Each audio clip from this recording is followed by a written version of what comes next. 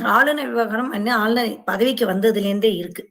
என்ன அப்படின்னா, அவர் தமிழக அரசுக்கு எதிராக நிலைப்பாடு எடுக்கிறது, திமுக அரசுக்கு நிலைப்பாடு இருக்கிறது அப்படிங்கிறது வேற. திமுக ஒரு கட்சி ரீதியா அவங்க பாஜக, திமுகன்னு அவங்களுக்குள்ள பிரச்சனைகள் தனி. அதே சமயம் தமிழ்நாடு மக்கள் தேர்ந்தெடுத்த ஒரு அரசை செயல்படாமல் முடக்குவது என்பது தமிழர்களுக்கு எதிர்ப்பானது. இவர் திமுக அரசை எதிர்க்கிறாரா இல்ல தமிழ் மக்களை எதிர்க்கிறாரா? இவரோட நடவடிக்கை எல்லாமே இப்ப போய் ஒரு மகாராஷ்டிரால போய் மராத்திக்கு எதிராக பேசிட முடியாது. கர்நாடகால போய் கன்னட வாழ்த்துக்கு எதிராக நீங்க பேசிட முடியாது. கன்னடாக்கு கொடி உண்டு, அதுக்கு எதிராக நீங்க எதுவும் பண்ணிட முடியாது.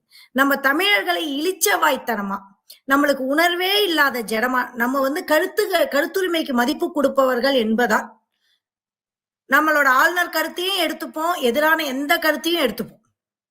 அப்படின்னு எல்லா கருத்துகளுக்கும் நாம் இடம் கொடுப்பதால் நம்ம இழிச்ச வாயர்களாக ஆளுநர் தொடர்ந்து நடத்திட்டு இருக்காரு.